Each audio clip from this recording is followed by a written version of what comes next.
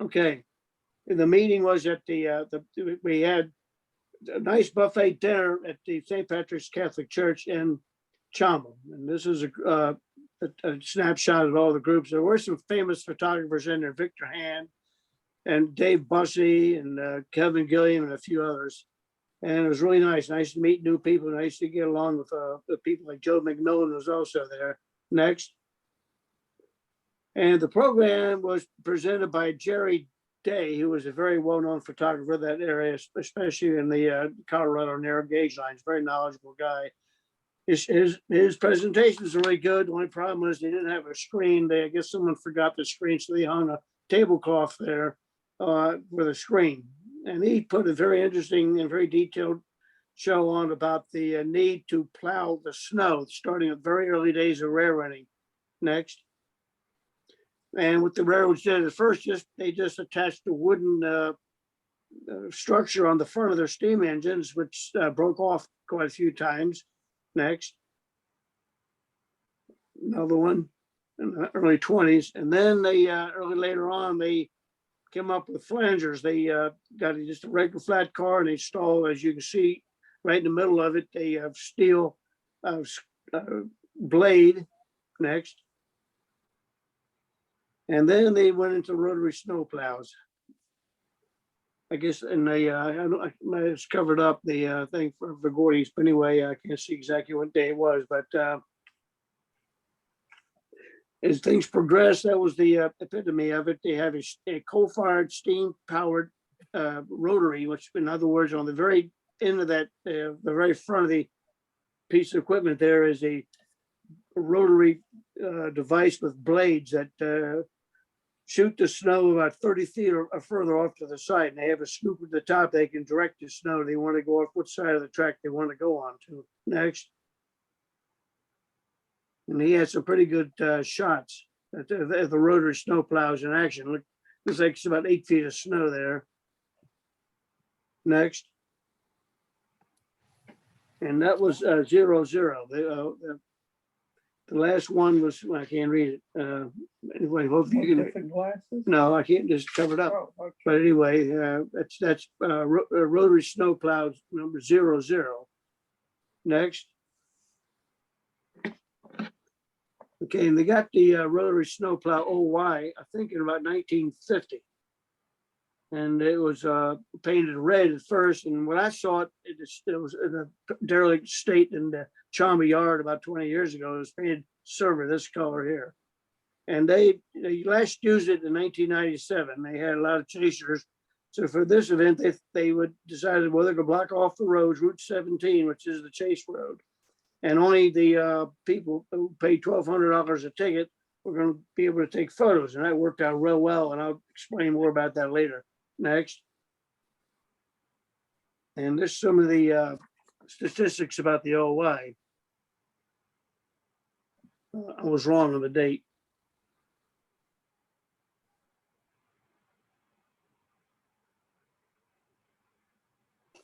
Jerry Day, who presented this program, is quite a historian and quite a researcher, and he's written several books about the narrow gauge lines. Next. Okay, after dinner on the way back to the motel, we drove by the shops in Chama, and I saw this, the two steam engines steamed up with the shop lights right there on a very cold night. I said, I'm going to stop and take a couple shots. And they wouldn't fool with the tripod, but there was a diesel sitting right there at the yard. And I propped my camera up on the plow of the diesel and took several shots. And this is what I came up with. So it's pretty good for a grab shot. Next. Okay, next morning, everybody it showed up at Chama, and this is half of the train. This is the rear half. They have this K36 number 484, and the cars there behind it, which I'll show you about later on.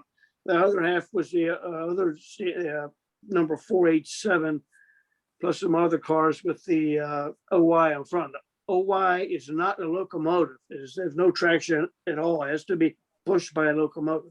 It's just a box with a steam powered, coal fired boiler that turns the plow.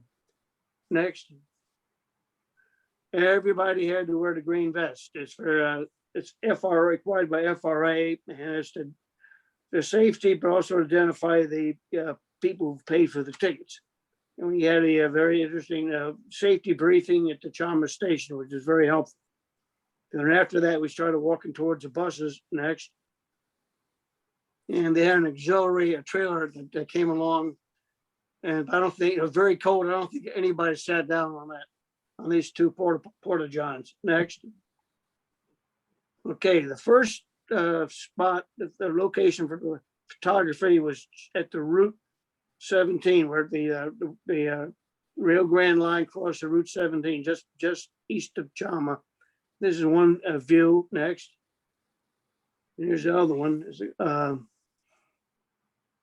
And you can see, the road was blocked off by the highway patrol. We paid for that. There was not taxpayer dollars for that, and it was agreed to do that. It's a safe thing to do to keep people being struck.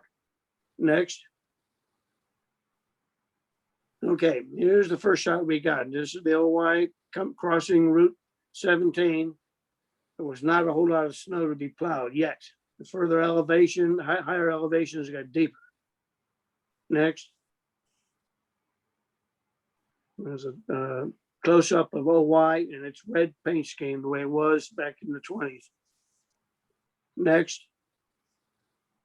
There's the two engines and the OY working hard. As you can see, the OY is kicking up a lot of snow. And like I say, we just got, when the buses drove us to another location, another location, another location.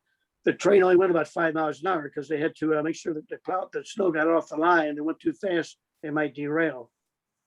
Next. Another close-up shot of the OY in action. Next. Another shot. These were just random shots. Next. Okay, here's the concept behind the steam engine 484. That's the Cook car. And you see on the right, it says it's a sign of Rotary OY. I assume this is the original car. If not, it made it historically accurate as they could. Next. And a section men car. Next. And a Rio Grande caboose. This is, I did a lot of research, and this is fairly accurate, historically accurate. Next. And these are all random shots. Next. And there's the New Mexico State Police giving a nice friendly wave. And they're real friendly. A lot of them are rail fans. A lot of them, some I've never seen something like this, and extremely intrigued by it. And we talked with them a lot, and it's just a lot of fun. Had no problems at all with people weren't supposed to be there, onlookers that didn't pay. Next. Okay, this is a milepost to tell you that it's 342 miles from Denver. That gives you an idea how long the 3-foot gauge lines were. From Chelly, you could take a ride to San Juan, the train called the San Juan, all the way to Durango a long time ago, but they abandoned the line in 1968. Next. This is a sequence shot. They let us off and waited a few minutes, and the OY showed up, and this is coming upgrade, and the snow's about a foot deep here. So just click on server on Bill. These are series shots.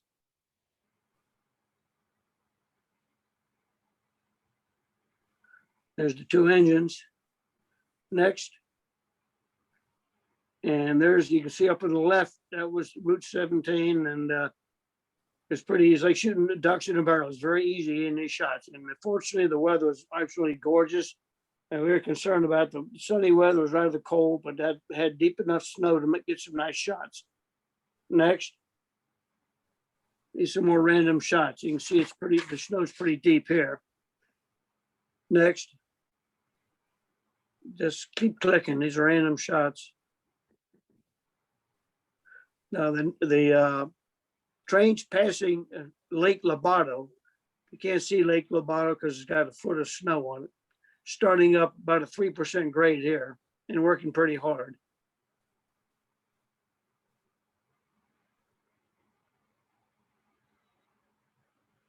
Keep going. Another shot of the police. Next. Okay, this location is called, it's just weed, and this wooden base of a water tank was part of the scene. They've shot several movies here. They had, of course, they had the wooden water tank on top and all for the shooting of the film. And I think about 3 films shot here, but all over the Rio Grande system, there are hundreds of movies shot. Next. There comes the train approaching weed. Next. And passing by the old water tank. Next. Okay, now the train has to go across Lobato Trestle, which you see on the right. Lobato Trestle, which you see on the right.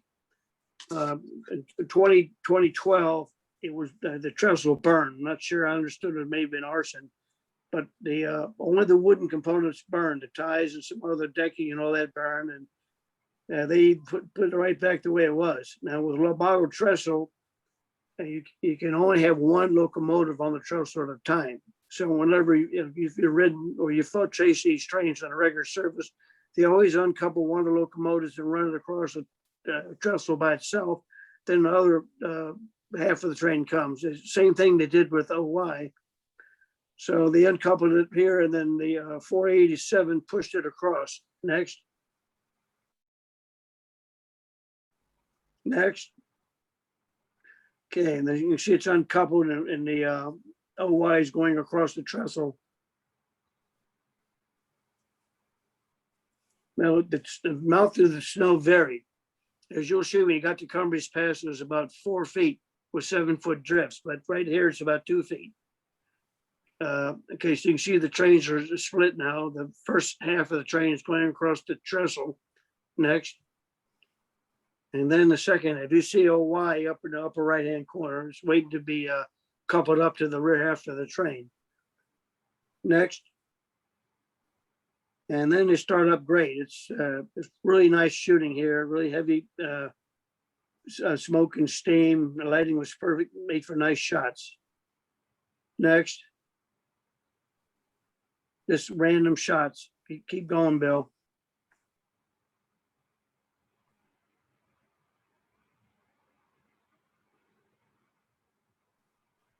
Another view of the police. Had three troopers here, and the cars behind them were stopped because until the train cleared, they didn't want anybody to get struck.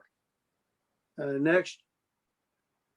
Okay, this is Dalton Ranch, very popular location for rail fans because the train heading east out of Chelly, all the regular service trains are working really hard up the grade here, and it was very much true at this spot here. Next. Next. Next. Next. Okay, this is, I backed up from the photo line just to show you. We had a lot of fun, I'll tell you, a lot of fun. Next. Working up to 3% grade. Keep going.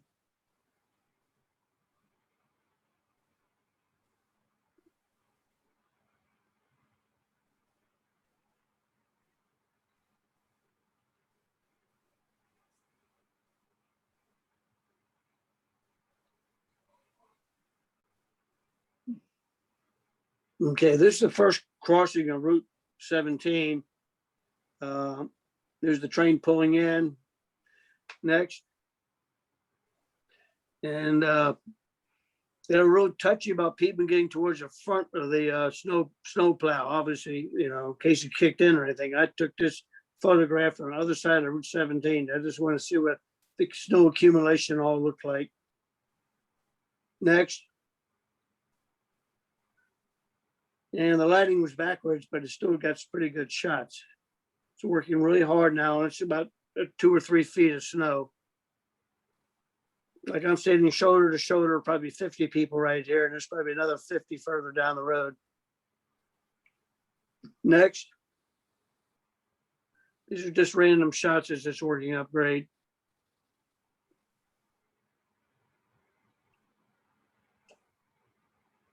Next. And there's several loops. Here's one starting into the loop. As you can see, it's churning up a lot of snow here. Next. It's just a random sequence here.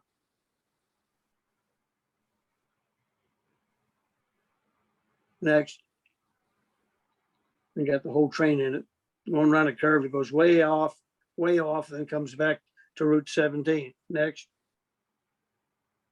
Okay, then we're leaving New Mexico. We crossed into the border. And after that, after we went into New Mexico, there's only a couple more miles of clearing and photography. Next. And the lighting is really backwards here, but if you adjust your exposure and you crank up the contrast in Photoshop, you manage to get some pretty good shots. Next. And these are just random shots. Next. Okay, then there's the first day. And then we got back in the buses, which are nice and warm. And we went back down to Chama. The sun was out, the lighting was perfect to shoot some of the old structures in the yard. There's an old coal tipple. Next. Alex, do you know about that coal tipple? I understand they're going to try to refurbish it. Do you know what the progress is on that? We already did it. Oh, so it's been done. Yeah, it was like I said. I'm glad they were finished because we were here a couple of years ago and they were right in the middle of it, and they look wholly different colored timbers, and some were missing and had equipment in front of it and all that, but they finished it. So they can use it now. Okay. Thanks. Yeah, they use it. Yeah. And here's an old water tank here. It's the same style of lettering that the Denver Rio Grande restaurant had, but it just spells out Cumbres and Toltec, which is really nice. And it's functional too. It's got spouts on both sides. Next. Okay, that night, Pete Lara, who is a well-known specialist in night photography, was contracted to perform a night photo session with the OY at the old temple. The problem is they only get, they're going to, the best shots around the front, where you can see the rotary blades, but he could only have 6 or 7 people at a time because it's kind of a tight shot. So we had to wait in line. So while waiting in line, I just attached my camera to the tripod and I got this shot here. Next. And then a shot of the 487, just a random grab shot, with time exposure with my tripod. Next. Okay, so then we finally got our shots. We got in with a group of people and everybody huddled together, and it was fixed lighting. In other words, the lights were stayed on the whole time. There's no flashing or anything, but anyway, you sat there, and the rotary blades, as you can see, are just stationary, not turning. Next. And there they are turning. It's a pretty unusual night photo session. I've never done one like this before. But Pete Little does a really good job at night photography. Alex, did the restoration of that require fabricating some new parts, or do you know? The wood, yeah, the wood was rotted, but about 6 months before this event, I can't include all the details. They towed this up to their shops in Antonito, and they did a very, very thorough inspection. It did not have to be certified by FRA because it's not a boiler. The boiler had to be certified by the state of Colorado. It is like if you had a big plant where you made widgets and you had a steam boiler, the state would have to come by and inspect it and like that. That's but they passed the inspection and all that. And it was not too much work that needed to be done. Okay. Next. Go ahead. What Chuck? Thanks. I just wanted to find out about it. Thank you. Yeah. Okay. Next. Okay. The next morning, I decided to get gas. Trish had some things to do around the motel room, so I'm going to go out and get gas. So because there was a storm forecast to come in with a foot of snow that evening, I said, well, I'm going to get out of Dodge. As soon as we get back, we're going to head out. And so I just noticed that the OY and the train were getting ready to leave Chama. And the idea was that, there's no more snow plowing. They were just going to go ahead and move the train up to where the chase would start for that day. And so there's only a handful of chasers and no police or anything. So it was just chuffing along with no snow. You don't see any snow coming up out of the chute. I don't know why. Next. And same drill when they got to the little bottom Trestle, uncoupled the, the two trains, and one locomotive went over. Next. Next. And then the second one. Next. And they recoupled and they went to a point, but actually where they stopped was an inaccessible place, but there was a lot of snow to be plowed. So next. Okay, our bus drove up to Coxo Crossing, which is another point where the tracks cross Route 17. Also, it's where the really heavy grade up to Windy Point starts. It gets to be 4% there. And we're in New Mexico now. No, we're in Colorado. But the Chama Fire Department, as you can see, it was there because there's no the fire department's there. They brought two pumpers up to fill the tenders because they want to make sure this is the most rugged part of the whole trip, getting over Windy Point and up to Cumbres Pass. So we bang off some shots here of the fire engines. Next. And as the train approached us, then it went off way off into the woods in a big loop and came back. Next. And I looked around, I saw, well, there's about 3 or 4 feet of snow right at the Route 17 crossing. I guess the Hawaii can handle that. Didn't look very icy, but it was pretty interesting to see. Other rail fans took shots like this too. Next. And then here comes the Hawaii. Came out of the loop in the woods and is approaching us now, approaching the crossing at the Coxo Crossing. Next. Alex, is the only watering facility at Cumbres that standpipe there, or that water column, or any of the wooden tanks still working, or do you know? I don't know. What about that station? Next, there's the train crossing 17, and they're got the fire engine in the back. They got the pump. They got the hoses for the pumpers pumping like crazy. Took a good while. Next, and while the water was being put in, the crews had these bags of sand. I guess they bought them at Lowe's or Home Depot, just like for kitty sand boxes, the white sand, and that's all they had, like a 30-pound bags, and they just slid them and put them in the sand dome for traction, of course. Next, and now we are in Colorado State Patrol, another bunch of friendly guys, and there's buses in the back on 4 buses. And a lot of the state troopers were rail fans. Here's this guy here taking pictures, of the Hawaii. Next. Okay, here we are going up Windy Point, and it's working its guts out. And I've shot it with a long ways away, I guess about 300 millimeter. Okay, and then next, give you an idea how far away it is. That's the train at the top, and the bottom, all those guys in the green vests, that's where they are taking their shots. I want to get back further because the trees are obscuring the shot. Next. Yeah, that's a close up going up 4% grade at Windy Pass, working really hard, blowing a lot of snow. Next. And Hawaii is cresting the top of Windy Point, and the two steam engines are working hard behind it.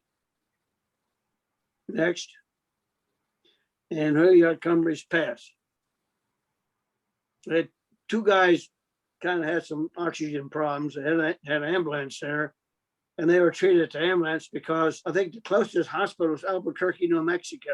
There's no hospitals anywhere near. Next. And here it is coming by the section house there. It was been restored too. I guess friends of the Cumbres and Toltec did it. It's about 4 feet of snow, but up against the building, it was 7 feet. Next. And it was really tight photo line there. I had to get down on my knees because by the time I got out of the bus and all, the photo line was already set up and I didn't have a ladder with me. And yes, my knees got very, very cold. Next.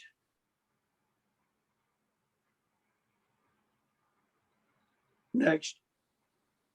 Okay, now the next crossing posed a very different situation. It was about 6 or 7 feet of mostly ice. And they said that they had contacted the Colorado Department of Transport DOT, and they said, "Oh yeah, we'll clear that up for you," but they never got the word, so it wasn't cleared out. And people from the Cumbres and Toltec looked at that and says, "No way, no way. We don't want to damage the OY, and we don't want to derail. That's as far as we're going to go." They're hoping to go a little bit further down to those those curves right there. What's the name of those curves? Anyway, next. So they said, "We're going to take it slow and easy." Next. And they were plowing. So they finally got through the first one. Next. And that was as far as they went. And we got back on, what's the name of it? Tanglefoot curves just beyond there. And it's really neat shots here from the road. I just seen, but he just couldn't do it. So that's as far as it went. Next. We get back on the buses and they got in the car. And there you go. And we went up to Antonito. This is the Cumbres and Toltec's shop facility, big shop facility and all that where they work on. They have another one in Chama, but not for to work on engines and all that to the greatest extent, do major repairs and all that like you did to OY. Nobody there. We just walked around and next. A lot of interesting artifacts there. Next. Restored cattle car. Next. And another K-36. Next. We stayed at Steam Train Hotel. I went online and tried to find a place in Antonito. There weren't many places, but I said, well, as soon as I saw Steam Train Hotel, this is going to be our place. Built in 1911. We were the only guests that night, only guest. Next is a bigger view of the Steam Train Hotel. Right behind the hotel, just to the right, is the line that goes from Antonito up to Alamosa. Yes, it was dual gauge. Maybe I don't think it's dual gauge now, but for years dual gauge. That was the end of the dual gauge tracks in Antonito. Became only 3-foot gauge from there over to Chama. Next. And then we went up to Alamosa. This is the old Rio Grande station built in 1888. And it was used, by a lot of passenger trains that came west from Walsenburg and then went to Durango and other places. Really busy. It's hard to believe there's nothing there at all. Of course, it's all this operation is owned by Ed Alice, which is Iowa Holdings, and that went belly up. Next. And I'm not going to bore you. I saw the summer shots I photographed and showed a couple of years ago. A lot of the old equipment that Ed Alice owned, past tense, is now up for auction. And this is the old Mardi Gras. I remember that on our trips out of Alexandria, this old former Illinois Central's Mardi Gras, which the Southern Railway bought and used on our excursions. Next.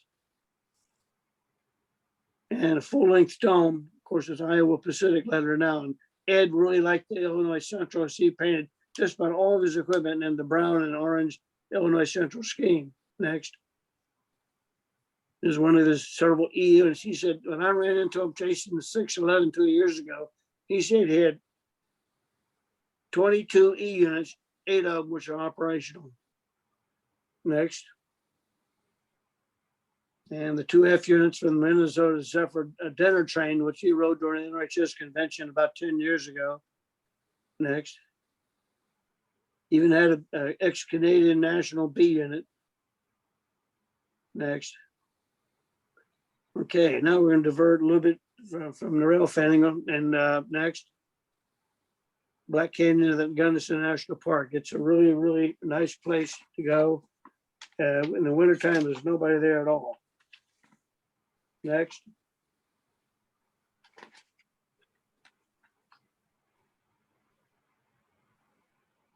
Okay, this is located in western Colorado, 5 miles east of Montrose. Park is 12 miles of the 48-mile long Black Canyon of the Gunnison River. Okay, the park contains the deepest and most dramatic section of the canyon. Next. These are more random shots. Next. I rented a reserved a cheap compass with 4-wheel drives just in case we needed it. We only used it twice, but I just wanted to be sure there was really deep snow, we could be able to get around. I'll put in a 4-wheel drive just twice on this trip. Next. And while we're driving on one of the lake streets, looked up and said, I think I saw a bald eagle. I said, sure. So we circled around and took this shot here. I had to take it through a windshield because you could probably spook him because he was pretty close. But I got a pretty nice shot of a bald eagle. Next. Okay, and then I didn't do a whole lot of research of the area. So, but we going through the little town of Dolores, Colorado. I couldn't believe it. There was a station was still standing. So it's old Rio Grande Southern. They had one of several lines that were built by, and if this is a different railroad, this is a Rio Grande Southern, as I just said. It was the next, it's pretty well restored station. Next. Okay, the Rio Grande Southern went from Ridgeway down through Telluride, Rico, and then Dolores, this town there, all the way to Durango. There was another, other than the Rio Grande Western, so there was another line in Durango. Back then, all these towns had silver mines and a few gold mines, but there was a lot of money being made back then, and then things just died. Next. They did have the Galloping Goose number 5 there.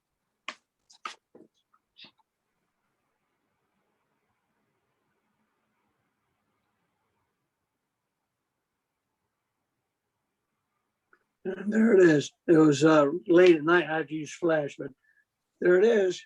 I mean, the railroad cobbled this together. Rather, when business was slow, rather than have a steam powered train and all that, they just use this like a lot of railroads did this.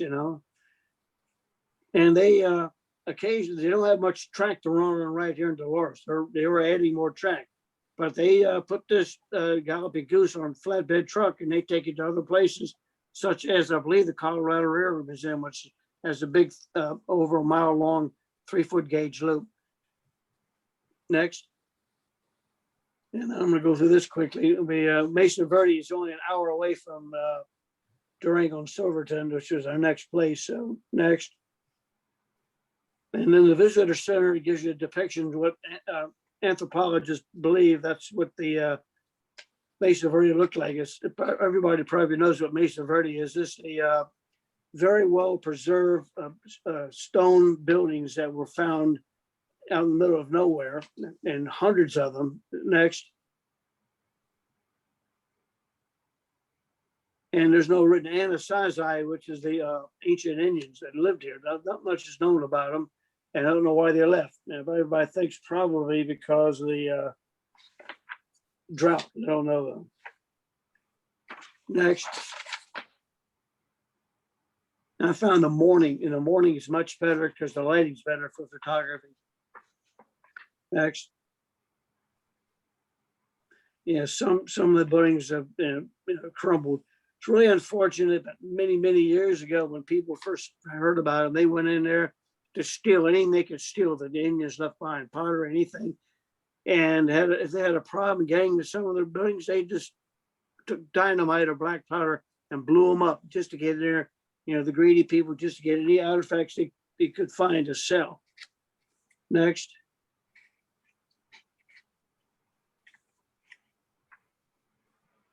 Next. Okay. The next weekend, which was on March 1st and March 2nd, we rode the Durango Silverton trip up the Cascade Lock. This is a train getting ready to leave Silverton. Next. Durango. Durango. They go Durango. I'm sorry. They go north to Silverton. And there's another shot of the engine, the part of that train. Next. Okay, we rode in this car that was made in the shops about 10 years ago. It was called the Night Sky, spelled Knighc, Night Sky, glass ceiling car made by their employees. Next. And here we are getting ready to leave. Now, some people were worried about the COVID. This is the very early stages of COVID, and you wear a mask or not is optional, but a lot of people are very concerned about it. So anyway, this is the car we rode in next. And I got some unusual shots out the Dutch stores. Nice coal burning. Now I think they're converted some of them to oil because of the fires. They got sued, $25 million lawsuit from the federal government for one of the fires, which they never proved it was a railroad. It could have been a careless smoker. Next. Next. And to go through San Juan National Forest, and this is the High Line. This is one of the most spectacular sections of the trek. This is milepost 471, and this is the San Juan extension, by the way, that went to Silverton.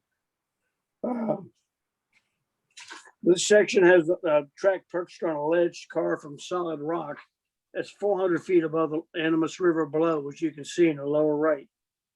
And the High Line was constructed during the winter of 1881 to 82 using workmen, and they lowered the men over the rim of the canyon on ropes to drill and then blast with black powder. Next. Another shot, and you can see the river down below and how far up we are. Next. We're crossing the river now, the lighting's on the other side. Next. And there's some really old antique and vintage cars they have, but it's way out in the middle of nowhere. So it's very, very unlikely vandals go all the way in there and do graffiti on it and, maybe even set it on fire. But they down in Durango, they do have quite a bit of antique, vintage, historic railroad cars that have been restored, very nicely restored. Next.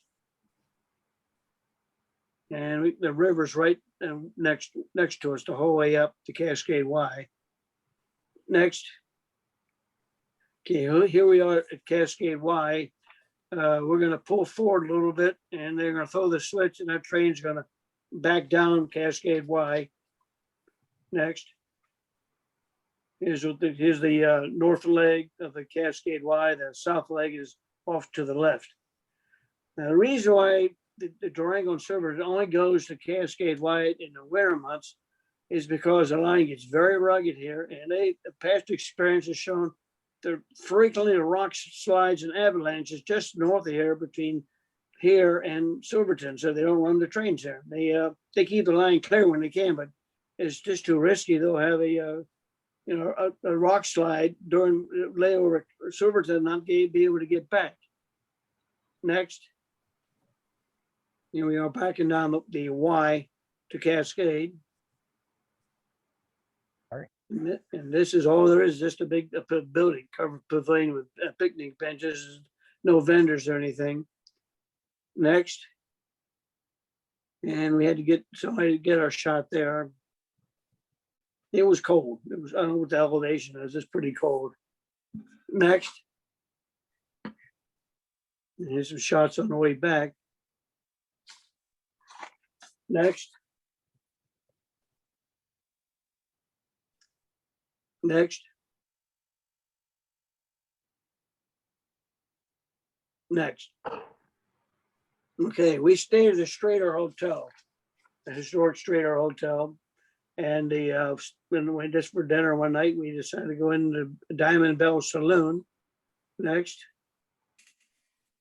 It's very, very the way it was, over 100 years ago. They have live music there. And there's well attended. Next. And well-stocked bar. Next. And so the outfits from long ago that were worn by the ladies who worked there. And next. Did Marshall Dillon come in for a gunfight? And well, I know rode this train, Wyatt Earp and a few other very famous people rode these trains back then. And they posed for us. Inside this saloon, there's some very nice oil paintings up on the high walls. I took pictures of, but I did not put them in this program because this is a G-rated program, and they are very, very risque. If anybody wants to see them, I'll be glad to send them to you in the email as an attachment. All right. That's the Old West. Yeah, that's right. They don't care back then, but it was a very enjoyable evening. Didn't have to drive. I just walked right up to my hotel room after having a few beers. Next. Okay, the next day we chased as far as you can chase, and Route 550 is just to the right of the engine, upper high, and it follows the tracks all the way to Hermosa. Anyway, there's the shot just north of Chama. I mean, yeah, no, wait, Durango. There you go. Next, Hermosa tank, and then the train crosses 550 and runs into a very isolated area for a long ways. Next. Okay, this is a nice shot. This is south of Rockwood, about 500 feet. You just park your car in Rockwood and you walk down the tracks right along the right of way. What you got to be careful for is not get hit by a train, but hit by a track spear. And it's very easy to do. So you just got to be very careful. And this is where you get the short trestle. You don't cross the trestle, you just hang a left. And you have to climb up these rocks to get on top of a boulder, but it's a really nice location. Like I say, this is south of Rockwood, about a half a mile south of the Highline location. So I'll show you in a few minutes. Next. Here's another shot, a wide angle shot we got here. Next. And there's the track speeder. This is actually the fire brigade.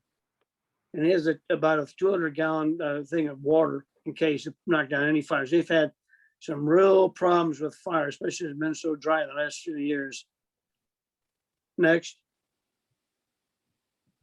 Okay, we waited about 45 minutes, or maybe an hour here. Actually, we walked in from Rockwood and walked through that deep cut and got up on top of some rocks and got the train coming back. Now, you don't hear anything because it's coming down grade. And number two, the Animas River down below makes a lot of noise. There's a lot of falls and rapids and all that. So you can't really hear them. And just lucky they got this shot. So here it is starting on the high line. Next. And that's, you know, I opened it up a little bit. Next. Next. And you've seen this shot. This has been a publicity shot. This one and another ones for years and years and years. Next. Okay, not too far from here, we actually stumbled onto this Aztec Ruins National Monument, which is a very interesting place. It's in preserved structures constructed by the Pueblo Indians. That's in the western bank of the Animas River in Aztec, New Mexico, about 12 miles northeast of Farmington.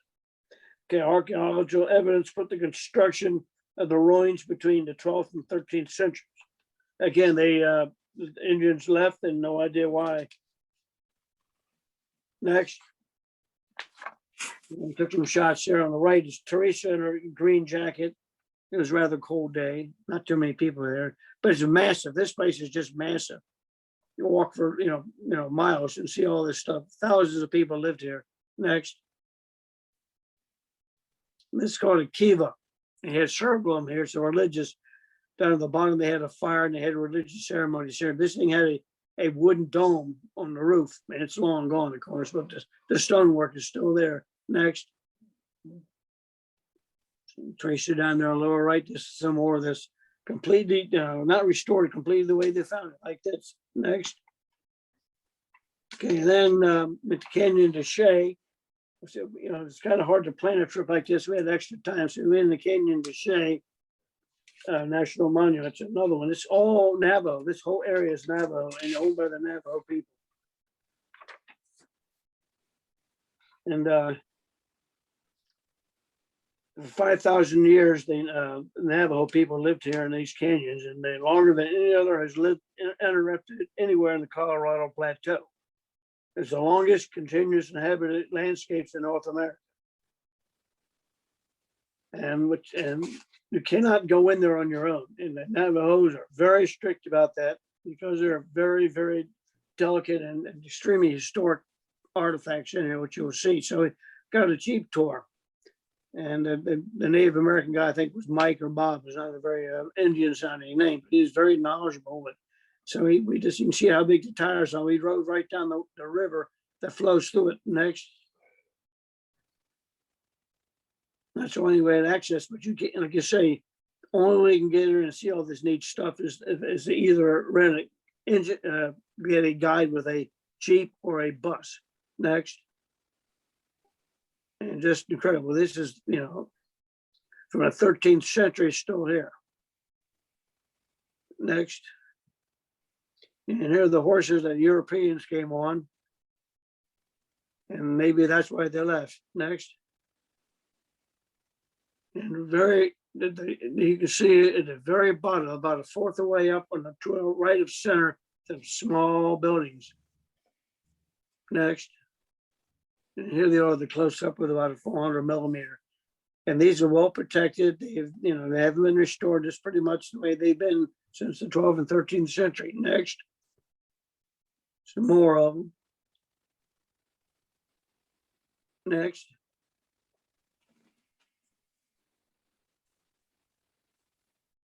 Next. And they're very strict about this. They don't want anybody going there in the nighttime and, doing you damage or trying to steal anything. Next. And outside the canyon on your own is an overlook road. And in the afternoon, the lighting is absolutely spectacular. You get all kinds of neat shots looking down from where we were on the Jeep tour. But next. And the most spectacular and the one that's most sacred to the Navajo is Spider Rock. And there's, if you need to look, I can't go into it now, but it's very historic. Next. And we went to downtown Albuquerque. Decided to ride the road railer. Next. And we downtown, we had about an hour before the next train. So Route 66 goes right through downtown. Here's an old Crest store. Remember the old Crest store from years ago? Next.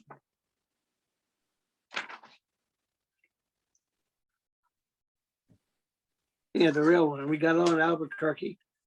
There's a train pulling in downtown Albuquerque. Next. And we, of course, got up the road on the upper levels, similar to VRE and Mark. Next. Next.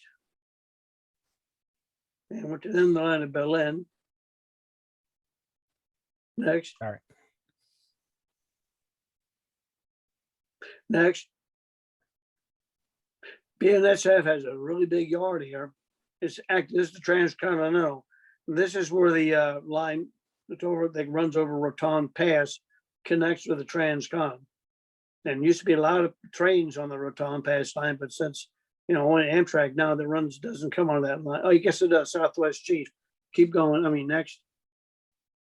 And right from the platform, you can shoot trains. We saw about 20-minute layover. We saw about 4 or 5 trains enter and leave. Next.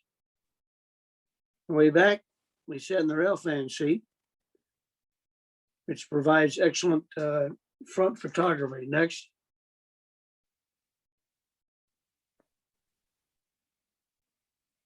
Next. Contrary to what rail fans think, BNSF does run a lot of freight business on this line between Berlin and Albuquerque. We saw about 4 or 5 large companies that had rail cars sitting in sidings, plus one very large company that offloading automobiles. And this some of the power is sitting in the Albuquerque yard. Next.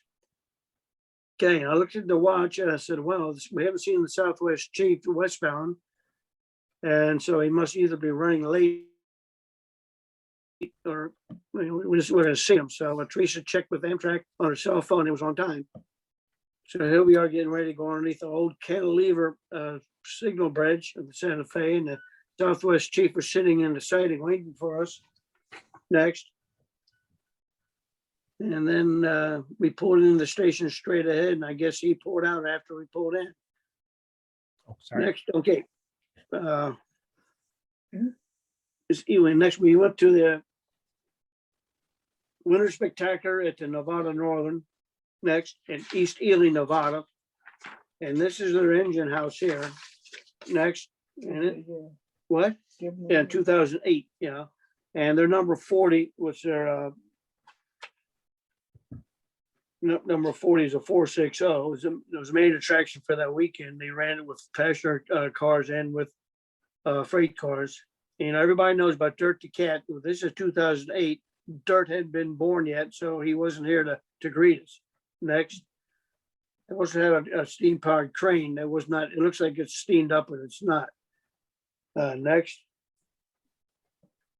And the number 40 was in the yard and did a couple chuffing around to get ready for the trip. Next. But the in the morning, the trip was powered, where there was a train we rode, it was empty ore cars powered by RS2. That was the ex-Kennecott Copper RS3, I'm sorry, next, RS3. So they had run-bys, really nice, nicely done. This is just east of Ely. Next. Next. Next. And back to Ely, and they were getting the 40 ready for us. And I'm, you know, this, I took hundreds of photos. You're only going to see a few of them. And anyway, next, did a run by in the yard, and it had all box cars, vintage box cars that are completely restored, and one caboose. And it was about 30 of us. We all got in the caboose. Next, and it was tight. And again, we had great run bys. Next. And here we are approaching tunnel number 1, and then we did another run by. Next. Coming out of tunnel 1. Next. And went to the end of the line where the Ruth mine was. That's a huge tailing. These are copper mine. You see the huge tailings up there at the top. Next. Okay, the next weekend we had the Heber Valley Railroad had their winter spectacular at Heber City, Utah. And next, it was in February 9th to 11th. Okay, their star of the show was Union Pacific 280, number 1068. Next. That night, Steve Berry did the lighting for a night photo session. We had several nice scenes. Next. And then the next day, the lighting was really good. It was really cold, and 2 feet of snow on the ground is perfect conditions for lighting. And this is the wood trestle of the Deer Creek, south of Heber City. Next. And the rest of the shots are just random scenes. So just go ahead and scroll through them, Bill. Okay. And that's it. One more. All right, that's it, folks. Okay. Well, thank you, Alex. That looked great. You know,